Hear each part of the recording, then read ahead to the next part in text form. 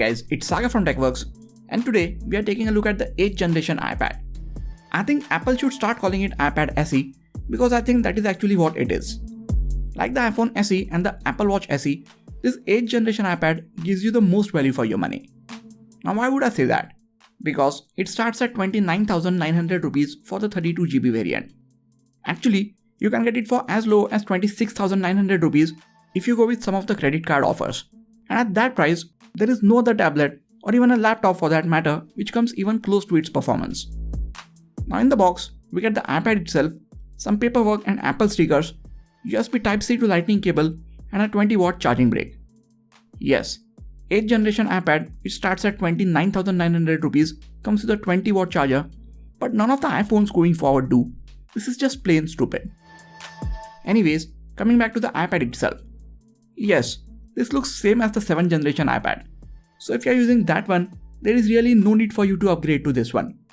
But this one does come with a much better Apple A12 Bionic processor with Neural Engine, same as the one as you saw on the iPhone XS. So there is a big jump in its performance compared to the A10 processor on the 7th generation iPad. Now while the starting price is just fantastic, I strongly think that you should go with the 128GB variant instead of the 32GB one. If all you want to use your iPad for is consuming content on streaming services, FaceTime video calls, and some web browsing, you can make do with the 32GB variant. But with these iPads lasting for well over 5 to 7 years, and with the software updates becoming larger and larger, you will face some issues due to storage down the line, so I think it is best to go for the 128GB variant right now.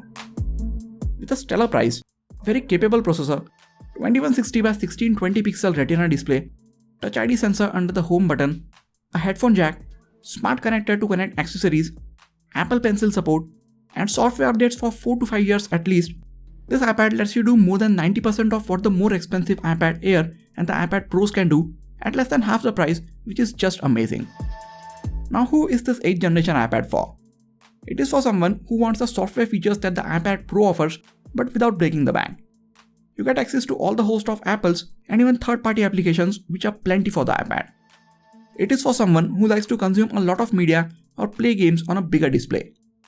With support for 1st generation Apple Pencil, it is also for someone who likes to sketch or paint.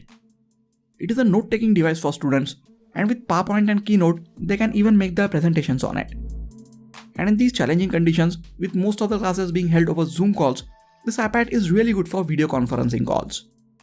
It is also for someone who is looking to get a tablet that will last for years and years. Apple is very good with software support, so you will get at least 4 or 5 years of software support on this one, if not more. And even after that, you can keep on using it without any major issues. I know a few guys who are holding on to their 2nd generation iPad, so we know these things are built to last. And as mentioned before, it does all of this without leaving a huge dent in your bank account.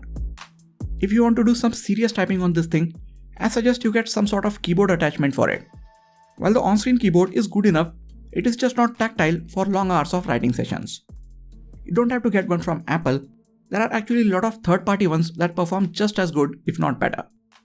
With the new iPadOS update, all the new features like the mouse support and widgets come down to this iPad as well. The performance of this iPad is also just amazing. You won't feel any lags or stutters on it, no matter what you do. The battery backup is also really good. It gives you 10 hours of usage on a single charge, and that is just amazing. Now this iPad has big bezels at the top and bottom, but that lets Apple house the Touch ID sensor and a physical home button on the bottom chin. And many people actually prefer using this over the Face ID. Now just like with any other product, everything is not sunshine and rainbows with this iPad. At this price, it is obvious that Apple had to cut some corners. First off, as I said before, the design is the same as the 7th generation iPad, so there are these big bezels at the top and bottom, unlike on the iPad Air 4th generation and the iPad Pros, which has smaller and uniform bezels all around. There is no USB Type-C port, so that limits the number of accessories you can connect to it. You can actually get dongles for almost everything, but that is just most stuff that you will need to carry around. A USB Type-C port on an iPad is much more convenient. If you like to listen to your music without headphones, the bottom-firing speakers are not really that powerful. The rear 8MP camera is just good for scanning things and not anything much more other than that. But the front-facing camera is even worse at just 1.2MP. With just 720p resolution, it barely gets the job done for video calls. There is no multi-user support, But this problem doesn't have to do with this specific iPad, it is a software feature which for some reason Apple just doesn't seem to bring it to their iPads. As I said before, it doesn't get major updates over the 7th generation, so people having that don't really need to make the switch. And for long typing sessions, you will definitely need to use some sort of external keyboard. And the biggest problem with this iPad is not actually with this iPad. Actually, the competition is not even catching up to Apple's previous generation iPads, so Apple doesn't really have to work too hard to bring any major radical redesign to this entry-level iPad. So in a way, we should be blaming the competition. That being said, I strongly feel Apple should have at least updated the selfie camera and the base storage variant on this 8th generation iPad. Other than that, I don't have any major complaints with this tablet. It is very light, so using it for extended time is not an issue. There is a headphone jack, so you don't have to spend on Bluetooth headphones. I mean, you still can, but you don't have to.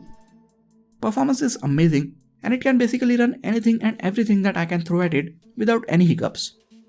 I've mostly been using this iPad to write my scripts for these videos and as a secondary display to go through my social media while watching TV.